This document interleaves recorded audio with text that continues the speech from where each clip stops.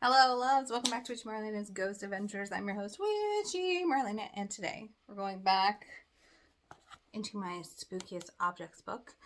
And today we are talking about the Busby Death Chair.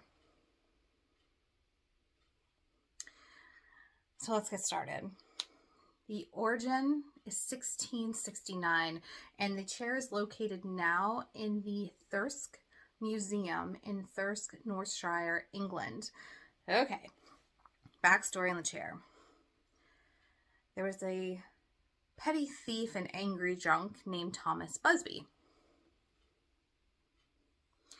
He fell in love with this lady named Elizabeth, and her daddy, Daniel Otway, didn't like it. And they were constantly kind of bickering. And finally, something came to a head and they were arguing really well, and it was just, things got out of hand. The following day, Daniel was found dead in a forest near his house. Of course, Thomas was the prime suspect. He was arrested and convicted of murder and was sentenced to death by hanging. Okay. The guards were leading him to the gallows right before his execution, and the gallows were right in front of his favorite pub, and he was like, hey guys, listen. A dying man's wish.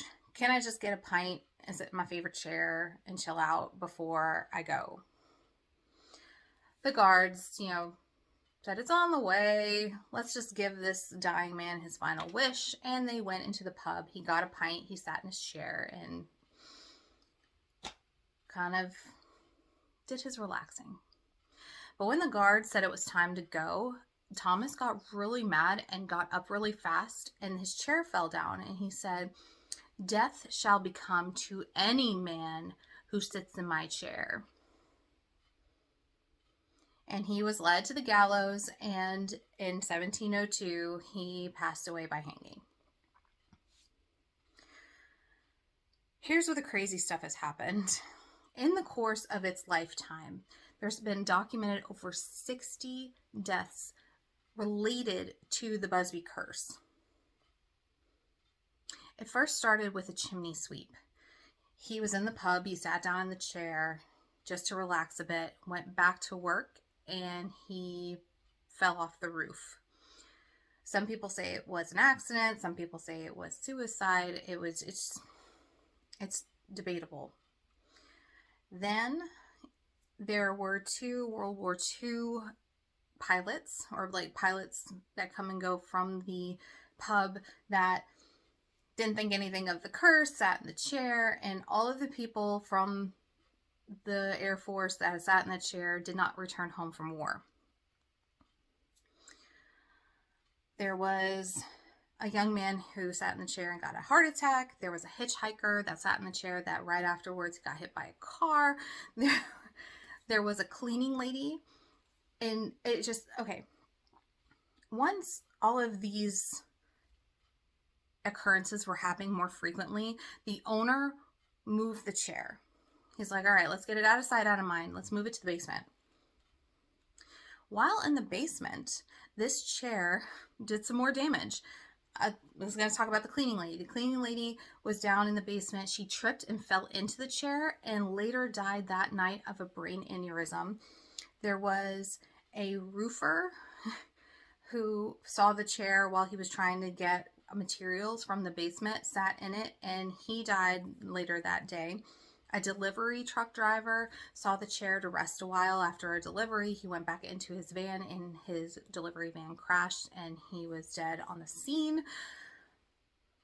There were 2 Royal Air Force soldiers that sat in the chair, and on their way back to the base, they got into a serious car crash and died on impact. So again, the owner's like, all right, we're done. I can't even keep it in the basement. People are still sitting in it. Crap's happening. So the owner donates it to the Thirsk Museum with the disclaimer of nobody could sit in this chair, not even by accident. So the Thirst Museum has it hanging from the ceiling practically in a room where they have like a cottage kitchen set up. So nobody can touch it, nobody can sit in it, and there you have it. Now, Thomas's ghost is still kind of hanging out in his favorite place, aka the pub, which right now is an Indian restaurant. But it still looks cool. Look at this place. It's so cool looking.